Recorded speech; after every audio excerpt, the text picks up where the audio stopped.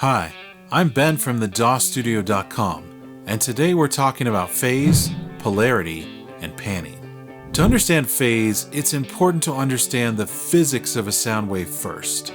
A sound wave is alternating pressure of air defined by the compression and rarefaction of the air molecules themselves. Compression is when the molecules get pushed together, and rarefaction is when they're stretched apart.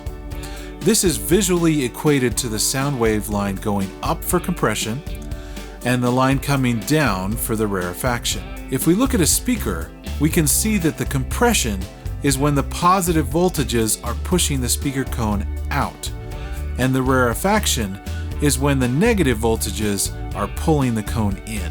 This is where polarity comes into play. If you switch the black and red terminals on a speaker cable, you switch the positive and negative voltages, which reverses the direction of the pushing and pulling of the speaker cone. You'll often see a polarity switch on preamps and EQ plugins, and this is what they refer to. By reversing the positive and negative voltages, you basically turn the wave upside down. If you duplicate the same source and invert the polarity of the copy, then it will completely cancel itself out. This happens because you have the same level of force pushing the speaker out as well as pulling it in. This is like pushing your two hands against each other with equal amounts of force from both arms. Your arms do the same thing as the speaker. They will not move. A speaker that doesn't move won't produce any sound. This is also referred to as a signal canceling itself out, and it only completely cancels out at 180 degrees out of phase. Polarity is not to be confused with phase shifting. Phase shifting is when two recordings of the same source are offset or shifted from each other, so they start playing back at slightly different times. When this happens, the entire sound doesn't cancel itself out, but rather certain frequencies may cancel each other out, while other frequencies are unaffected or even boosted. This results in a hollow, phasey kind of sound. One example of this is called comb filtering, because the resulting wave when the two signals are added together looks kind of like a hair comb. This phase shift can happen in an acoustic space with hard reflective surfaces, which is usually the most common culprit of comb filtering. Another common example would be recording bass guitar through a DI as well as a mic on an amp, which we have a separate video about that is linked below. The way you can solve phase shifting is by visually lining up the peaks and valleys in the two audio tracks. For acoustic issues, you can solve this phase shifting with acoustic absorption or moving closer to the microphone. Phase can be a good thing when used to enhance the stereo image of a track or recording. When we record a source with a stereo miking technique like ORTF, it is the phase difference that makes the image seem wide and natural. A common mistake that people make when trying to make their mono tracks feel wide in stereo is to duplicate the track and to pan it left and right.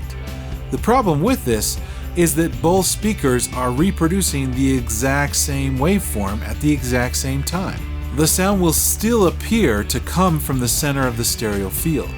Let's do an exercise and reverse the phase of a copied track. First, we'll keep both tracks centered, the original and the copy.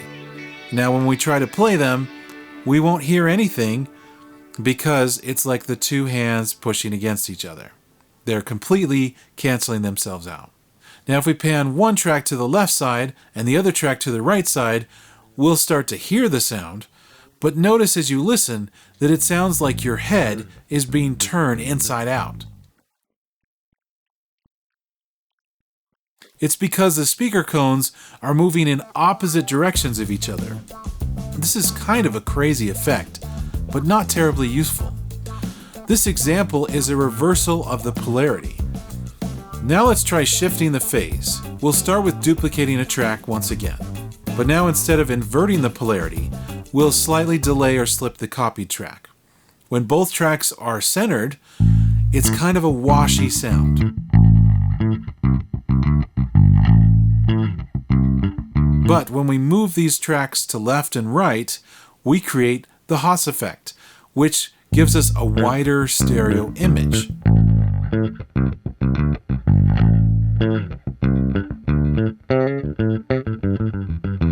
To sum up, phase isn't always a bad thing.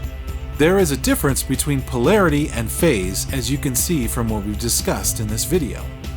Making sure that your phase is aligned correctly can be the difference between clean, clear audio and washy, hollow audio.